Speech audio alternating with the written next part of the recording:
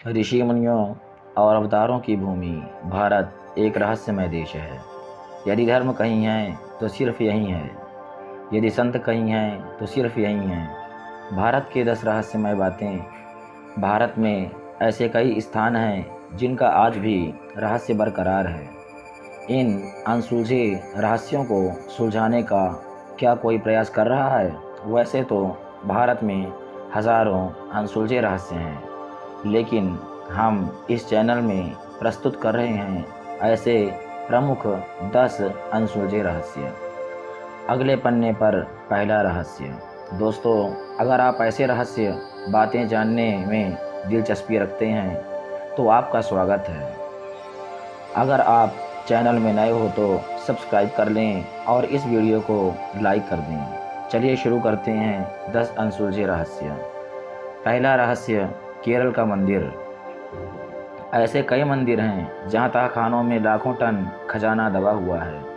उदाहरणार्थ, केरल के श्री पद्मनाभम मंदिर के 7 तहखानों में लाखों टन सोना दबा हुआ है। उसके 6 तहखानों में से करीब 1 लाख करोड़ का खजाना तो निकाल लिया गया है, लेकिन 7वें तहखाने को खोलने पर राज परिवार ने सुप्रीम कोर्ट से आदेश लेकर रोक लगा रखी है। आखिर ऐसा क्या है उस तहखाने में जिसे खोलने से वहां तबाही आने की आशंका जाहिर की जा रही है? कहते हैं उस तहखाने का दरवाज़ा किसी विशेष मंत्र से बंद है और वह मंत्र से ही खुलेगा। अगले पन्ने पर दूसरा रहस्य, अश्वत्थामा। महाभारत के अश्वत्थामा याद हैं? आपको कहा जाता है कि अश्वत्थामा का वजूद आज भी है। दरअसल पौराणिक मान्यताओं के अनुसार अपने पिता की मृत्यु का बदला लेने निकले अश्वत्थामा को उनकी एक चूक भारी पड़ी और भगवान श्री कृष्ण ने उन्हें युगों युगों तक भटकने का श्राप दे दिया। ऐसा कहा जाता है कि पिछले लगभग 5000 वर्षों से अश्वत्थामा भटक रहे हैं। मध्य प्रदेश के बुरहानपुर शहर से 20 किलोमीटर दूर असीरगढ़ का किला है। कहा जाता है कि इस किले में स्थित शिव मंदिर में अश्वत्थामा आज भी पूजा करने आते हैं। स्थानीय निवासी अश्वत्थामा से जुड़ी कई कहानियाँ सुनाते हैं। वे बताते हैं कि अश्वत्थामा को जिसने भी देखा उसकी मानसिक स्थिति हमेशा के लिए खराब हो गई। इसके अलावा कहा जाता है कि अश्वत्थामा पूजा से पहले किले में स्थित तालाब में नहाते भी हैं। बुरहानपुर के अलावा मध्य प्रदेश के ही जबलपुर शहर के गौरी घाट नर्मदा नदी के किनारे भी अश्वत्थामा के भटकने का उल्लेख मिलता है। स्थानीय निवासियों के अनुसार कभी कभी वे अपने मस्तक के घाव से बहते हुए खून को रोकने के लिए हल्दी और तेल की मांग भी करते हैं। इस संबंध में हालांकि स्पष्ट और प्रामाणिक आज तक कुछ भी नहीं मिला। अगले पन्ने पर तीसरा रहस्य, समुद्र के नीचे द्वारिका। गुजरात के तट पर भगवान श्री कृष्ण की बसाई हुई नगरी यानी द्वारिका।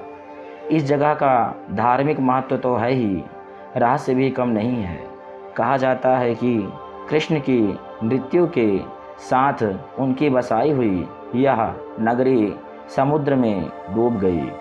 आज भी यहाँ उस नगरी के अवशेष मौजूद हैं, लेकिन प्रमाण आज तक काफ़ी समय से जाने माने शोधकर्ताओं ने यहाँ पुराणों में वर्णित द्वारिका के रहस्य का पता लगाने का प्रयास किया, लेकिन वैज्ञानिक तथ्यों पर आधारित कोई भी अध्ययन कार्य अभी तक पूरा नहीं किया गया है। 2005 में द्वारिका के रहस्यों से पर्दा उठाने के लिए अभियान शुरू किया गया था। इस अभियान में भारतीय नौसेना ने भी मदद की। अभियान के दौरान समुद्र की गहराई में कटे छटे पत्थर मिले और यहाँ से लगभग 200 अन्य नमूने भी एकत्र किए, लेकिन आज तक यह तय नहीं हो पाया कि यह नगरी वही है अथवा नहीं जिसे भगवान श्री कृष्ण ने बसाया था। आज भी यहाँ वैज्ञानिक स्कूबा डाइविंग के ज़रिए समंदर की गहराइयों में कैद इस रहस्य को सुलझाने में लगे हैं। अगले पन्ने पर चौथा रहस्य, कैलाश पर्वत। इसे दुनिया का सबसे बड़ा रहस्यमयी पर्वत माना जाता है। यहाँ अच्छी आत्माएं ही रह सकती हैं। इसे अप्राकृतिक शक्तियों का केंद्र माना जाता है। यह पर्वत पिरामिड नुमा आकार का है। वैज्ञानिकों के अनुसार यह धरती का केंद्र है। यह एक ऐसा भी केंद्र है जिसे एक्सिस मुंडी कहा जाता है। एक्सिस मुंडी अर्थात दुनिया की नाभि या आकाशीय ध्रुव और भौगोलिक ध्रुव का केंद्र। यह आकाश और पृथ्वी के बीच संबंध का एक बिंदु है जहां 10 दिशाएं मिल जाती हैं। रशिया के वैज्ञानिकों के अनुसार एक्सिस मुंडी वह स्थान है जहां अलौकिक शक्ति का प्रवाह होता है और आप उन शक्तियों के साथ संपर्क कर सकते हैं। कैलाश पर्वत की संरचना कंपास के 4 दिक बिंदुओं के समान है और एकांत स्थान पर स्थित है जहां कोई भी बड़ा पर्वत नहीं है। कैलाश पर्वत पर चढ़ना निषिद्ध है, पर 11वीं सदी में एक तिब्बती बौद्ध योगी मिलारेपा ने इस पर चढ़ाई की थी। रशिया के वैज्ञानिकों की यह रिपोर्ट यूएन स्पेशियल मैगजीन के 2004 के जनवरी अंक में प्रकाशित हुई थी। कैलाश पर्वत 4 महान नदियों के स्रोतों से घिरा है, सिंध, ब्रह्मपुत्र, सतलुज और कर्णाली या घाघरा, तथा 2 सरोवर इसके आधार हैं। पहला मानसरोवर और दुनिया की शुद्ध पानी की उच्चतम झीलों में से एक है और जिसका आकार सूर्य के समान है, तथा राक्षस झील जो दुनिया की खारे पानी की उच्चतम झीलों में से एक है और जिसका आकार चंद्र के समान।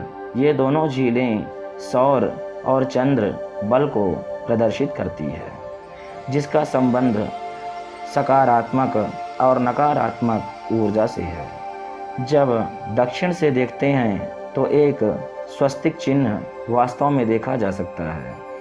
कैलाश पर्वत और उसके आसपास के वातावरण पर अध्ययन कर चुके रशिया के वैज्ञानिकों ने जब तिब्बत के मंदिरों में धर्मगुरुओं से मुलाकात की तो उन्होंने बताया कि कैलाश पर्वत के चारों ओर एक अलौकिक शक्ति का प्रवाह है, जिसमें तपस्वी आज भी आध्यात्मिक गुरुओं के साथ टेलीपैथिक संपर्क करते हैं। यह पर्वत मानव निर्मित एक विशालकाय पिरामिड है, जो 100 छोटे पिरामिडों का केंद्र है। रामायण में भी इसके पिरामिड नुमा होने का उल्लेख मिलता है। यति यानी हिममानव को देखें जाने की चर्चाएं होती रहती हैं।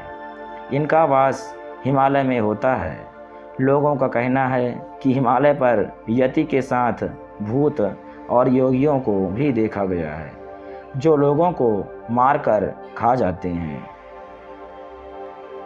अगले पन्ने पर 5वां रहस्य, सोन भंडार गुफा। बिहार के राजगीर में छुपा है मौर्य शासक बिंबिसार का अमूल्य स्वर्ण भंडार। बिहार का एक छोटा सा शहर राजगीर, जो कि नालंदा जिले में स्थित है, कई मायनों में महत्वपूर्ण माना जाता है। यह शहर प्राचीन समय में मगध की राजधानी था।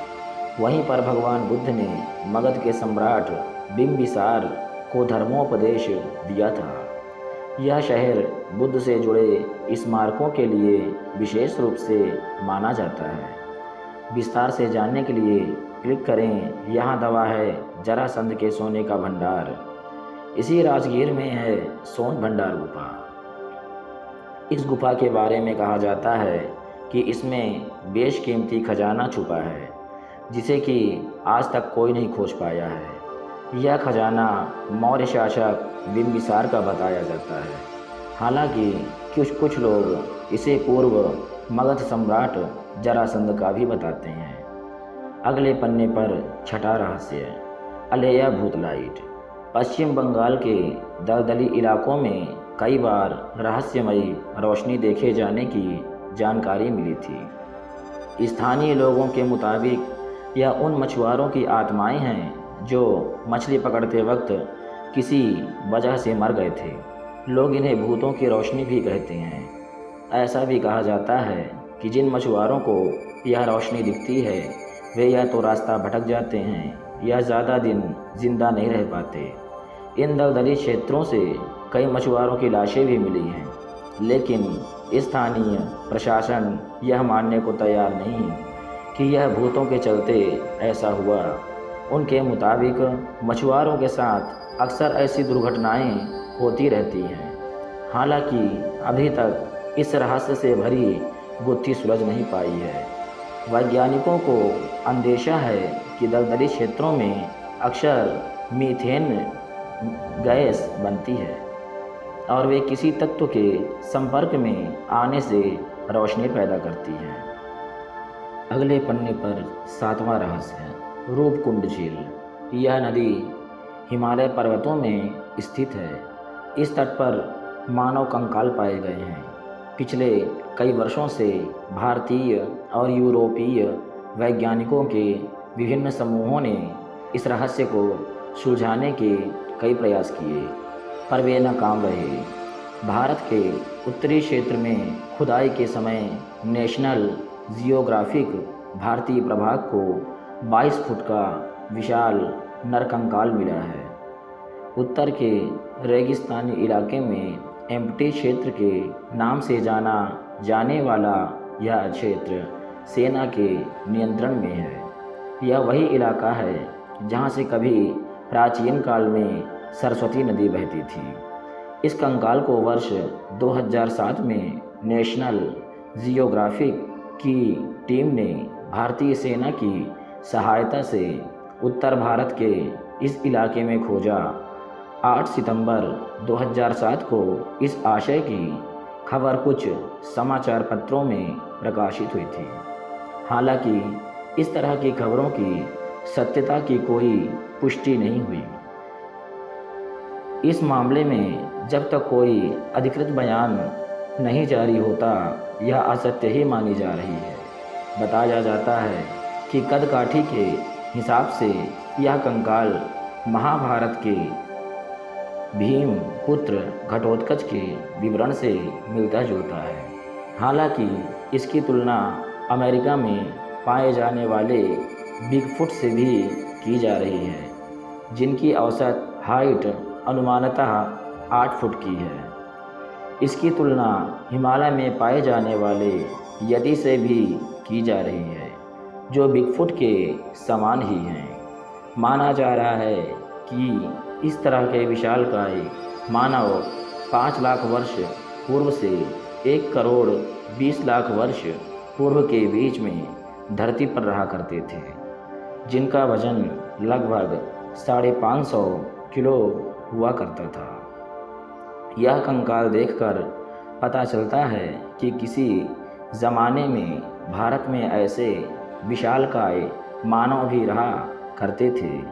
माना जा रहा है कि भारत सरकार द्वारा अभी इस खोजबीन को गुप्त रखा जा रहा है। खास बात यह है कि इतने बड़े मनुष्य के होने का कहीं कोई प्रमाण अभी तक प्राप्त नहीं हो सका था। क्या सचमुच इतने बड़े आकार के मानव होते थे? यह पहला प्रमाण है कि जिससे कि यह सिद्ध होता है कि उस काल में कितने ऊंचे मानव होते थे। अगले पन्ने पर 8वां रहस्य, जतिंगा गांव। आसाम में स्थित यह गांव पक्षी आत्महत्या की घटनाओं के लिए सुर्खियों में बना हुआ है। कहा जाता है कि पक्षी यहाँ आकर आत्महत्या करते हैं। जापान के माउंट फूजी तलहट में आग किगोहारा के घने जंगल में जिस तरह से लोग आत्महत्या करने आते हैं, ठीक उसी तरह से मानसून की बोझिल रात में जतिंगा के आसमान पर मंडराने लगता है। मौत का काला साया रोशनी की ओर झुंड के झुंड पखेरु आते हैं और काल के गाल में समा जाते हैं। चिड़ियों के इस प्रकार सामूहिक आत्महत्या के पीछे क्या कारण है, इस बात का पता आज तक नहीं लगाया जा सका। इस बात का पता लगाने के लिए कई शोध हो चुके हैं, परंतु प्रकृति के इस गूढ़ रहस्य के बारे में अभी भी ठोस रूप से कुछ नहीं कहा जा सकता। आसाम के कछार स्थित इस घाटी के रहस्यों को जानना ज़रूरी है। अगले पन्ने पर 9वां रहस्य, भारत की गुफाएं। भारत में बहुत सारी प्राचीन गुफाएं हैं, जैसे बाघ की गुफाएं, अजंता एलोरा की गुफाएं, एलिफेंटा की गुफाएं और भीमबेटका की गुफाएं। ये सभी गुफाएं किसने और कब बनाई, इसका रहस्य अभी भी सुलझा नहीं है। अखंड भारत की बात करें तो अफ़गानिस्तान के बामियान की गुफाओं को भी इसमें शामिल किया जा सकता है। भीमबेटका में 750 गुफाएं हैं, जिनमें 500 गुफाओं में शैल चित्र बने हैं।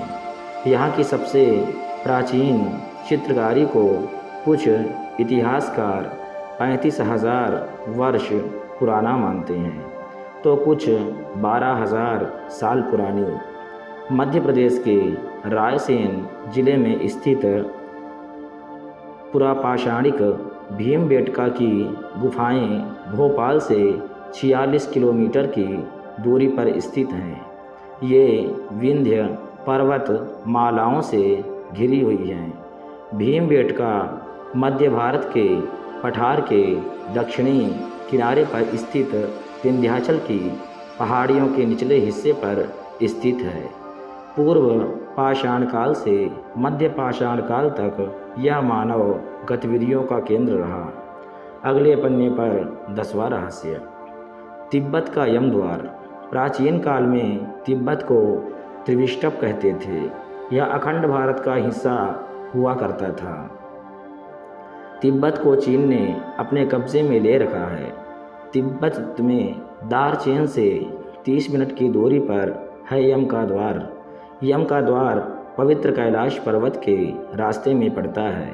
हिंदू मान्यता के अनुसार इसे मृत्यु के देवता यमराज के घर का प्रवेश द्वार माना जाता है। यह कैलाश पर्वत की परिक्रमा यात्रा के शुरुआती पॉइंट पर है।